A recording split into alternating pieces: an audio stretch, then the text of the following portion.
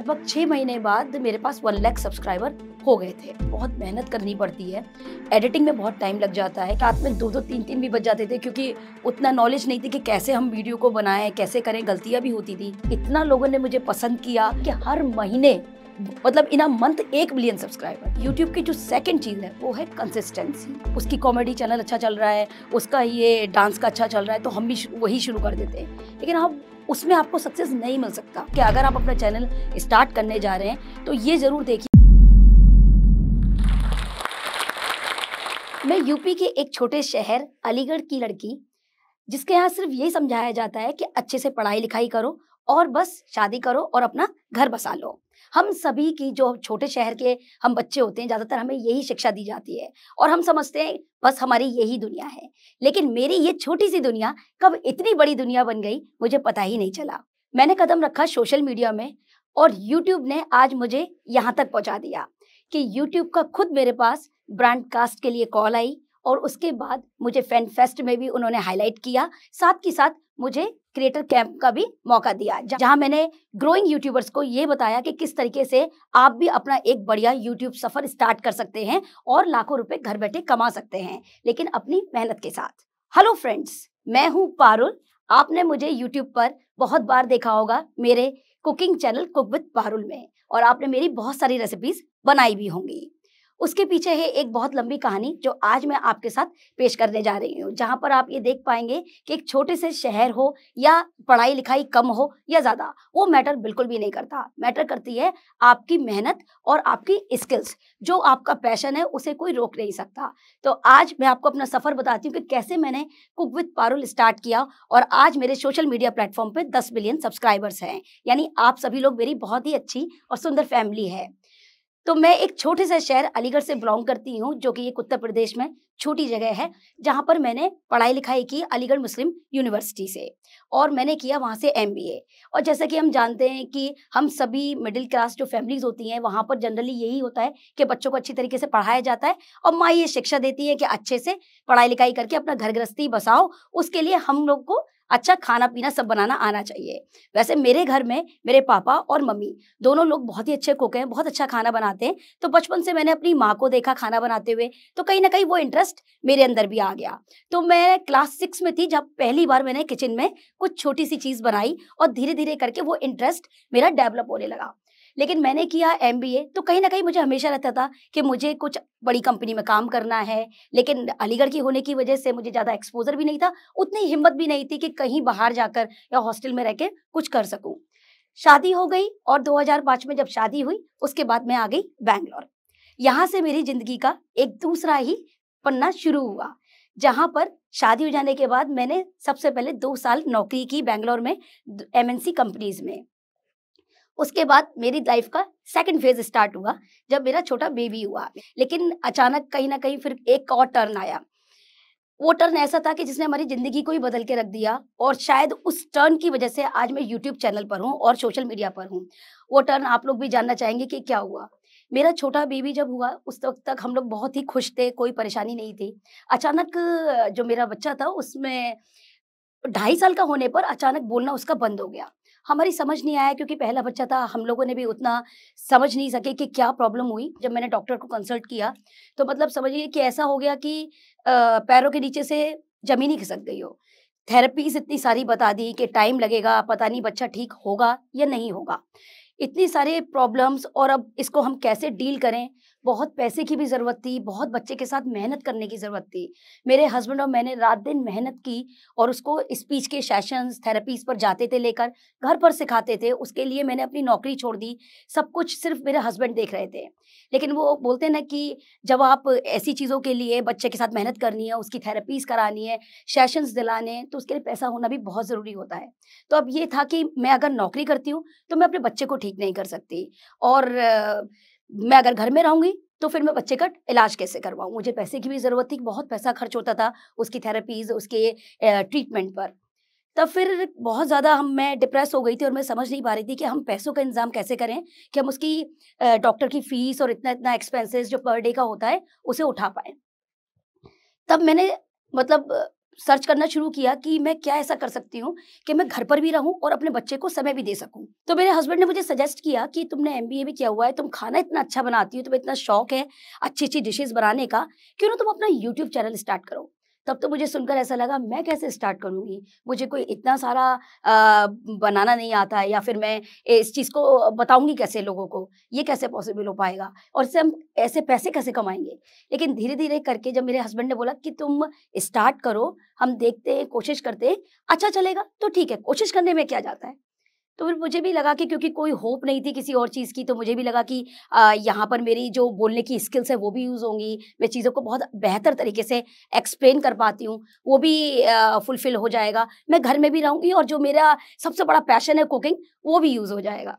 एक तो ये चीज़ थी, दूसरी चीज़ ये थी कि जब हम खाना बनाते थे उस टाइम पर, कुछ नई डिश बनानी हो, सपोज़ मलाई कोफ्ता या कढ़ाई पनीर, तो हम बड़े-बड़े शेफ़्स के वीडियोज़ देखते हैं, फिर कहीं न कहीं थोड़े-से घबरा जाते थे। पता नहीं ये चीज़ सही बनेगी नहीं, ये मेजरिंग कप जो बताया है 3/4 मैंने ठीक लिया है या नहीं। तो हमेशा लगता था कोई एक ऐसा चैनल होना चाहिए यूट्यूब पर कुकिंग का कि जहाँ पर जैसे मम्मी लोग बताते हैं ना कटोरी से, कप से, चम्मच से, ऐसे कोई समझाए, घर के सामान से एक बढ़िया डिश तैयार हो जाए, उसके लिए ज़्यादा सामान बाज़ार से ना लाना पड़े। तो मतलब मैं हमेशा चाहती थी कि ऐसा चैनल होना चाहिए। तो इस तरीके से मेरा ये यूट्यूब चैनल स्टार्ट हुआ। लेकिन यहाँ पर मैं आपको एक चीज़ बताना चाहूँगी, जैसे आप अपना यूट्यूब चैनल स्टार्ट करना चाहते हैं, तो आप ये देखिए कि आपकी लाइफ में सबसे बड़ा योगदान किस चीज़ का है? मतलब आपका पैशन क्या है? पैशन वो चीज़ होती है, आधी रात में भी आपको कोई उठा दे और बोले ये काम कर दो, आप खुशी से तैयार हो जाए करने के लिए, थके नहीं, उसको कहा जाता है पैशन। अगर आप उसको लेकर कोई भी यूट्यूब चैनल स्टार्ट करते हैं, तो आप अपने यूट्यूब चैनल में 100% सक्सेस पाएँगे, क्योंकि वो आपके अंदर की स्किल होती है, जिसको आप लोगों तक पहुँचाना चाहते हैं, उसमें आप बेहतर कर सकते हैं। अभी आजकल क्या होता है कि हम ये सोचते हैं कि उसकी कॉमेडी चैनल अच्छा चल रहा है, उसका ये डांस का अच्छा चल रहा है, तो हम भी वही शुरू कर देते हैं। लेकिन आप उसमें आपको सक्सेस नहीं मिल सकता, क्योंकि वो आपका पैशन नहीं है। उसको आप एज़ अ बर्डन बनाएँगे। जब वो चैनल स्टार्ट करेंगे, तो लगेगा कि आज एक वीडियो बनाई है, अब मैं हफ्ते में 2 ही बनाऊँगा, बहुत मुश्किल हो जाती है, ये हो जाएगा। लेकिन जैसे मैंने बताया कि मेरा कुकिंग एक पैशन था, वो मुझे हमेशा से मैंने बचपन से अपनी मम्मी को, अपने पापा को देखा, वही चीज़ मेरे अंदर भी आई। तो जब मैं कुकिंग के लिए, आप बिलीव नहीं करेंगे कि मैंने जब यूट्यूब पे वीडियोज़ में, आपने देखा होगा कि मैं 5 वीडियो पर वीक डालती हूँ, तो उसमें मेरा पैशन होता है कि मुझे आधी रात में भी कोई अगर 2 बजे बोलता है कि शूट करना है, तो मैं रेडी हो जाती हूँ और मैंने लॉकडाउन में किया भी। तो वही चीज़ मैं नए यूट्यूबर्स को बोलना चाहूँगी कि अगर आप अपना चैनल स्टार्ट करने जा रहे हैं, तो ये ज़रूर देखिए कि आपका पैशन क्या है। आप किस चीज़ को लेकर बहुत अच्छी तरीके से लोगों के सामने पेश कर सकते हैं, जिससे लोग उसे लाइक करें और आपको बढ़िया व्यूज़ मिलें। तो ये एक बहुत बड़ी टिप है मेरी तरफ से, अगर आप नए यूट्यूब चैनल स्टार्ट करने जा रहे हैं तो। तो इस तरीके से मेरी जर्नी शुरू हुई कुक विद पारुल की। तो जब मैंने फर्स्ट वीडियो यूट्यूब पर डाली, तो मुझे था कि बहुत अच्छे से व्यूज़ आ जाएँगे, जैसे सबको रहता है। हम में से कोई भी यूट्यूब चैनल जब स्टार्ट करता है, तो हमको रहता है कि पहले ही 1-2 वीडियोज़ पे ही बस व्यू आने लगेंगे और यूट्यूब चैनल एकदम चल पड़ेगा। तो वैसा मैंने भी सोचा कि अच्छे से व्यूज़ आ जाएँगे, लेकिन ऐसा नहीं होता, बहुत मेहनत करनी पड़ती है। एडिटिंग में बहुत टाइम लग जाता है, क्योंकि शुरू में तो मुझे ये भी नहीं पता था कि कैमरे से मैं बनाऊँ, कैमकॉर्डर से बनाऊँ या मोबाइल से बनाऊँ। तो एक सिंपल छोटा-सा मेरे पास कैमकॉर्डर था, उससे मैंने वीडियो बनाना स्टार्ट किया और लाइट्स की तो कोई नॉलेज ही नहीं थी। कुछ भी ज़्यादा पता नहीं था। आप बिलीव नहीं करेंगे, जब मैंने यूट्यूब चैनल स्टार्ट किया, मुझे एनालिटिक्स भी नहीं पता था कि एनालिटिक्स भी कोई चीज़ होती है, जहाँ हम देख सकते हैं कि हमारे व्यूज़ कैसे बढ़ रहे हैं या हमारा रेवेन्यू कैसे आएगा, कुछ भी नहीं पता था।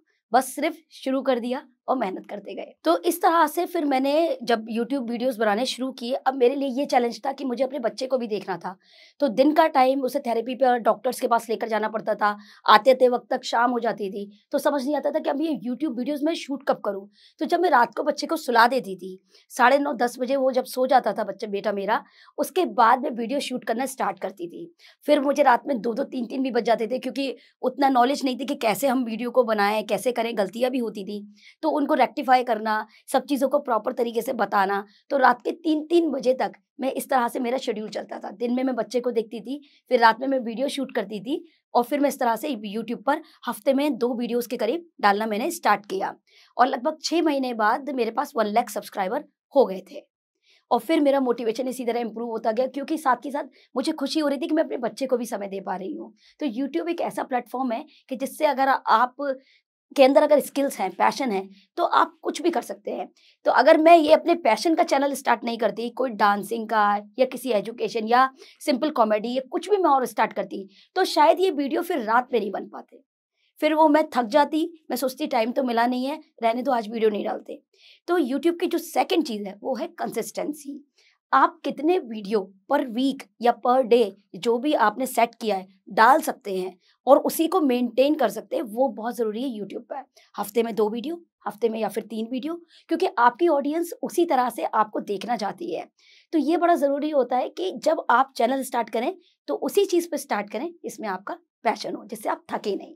तो अगर आपने 3 वीडियोज़ का रखा हुआ है पर वीक, तो 3 वीडियोज़ को मेंटेन करके चलिए।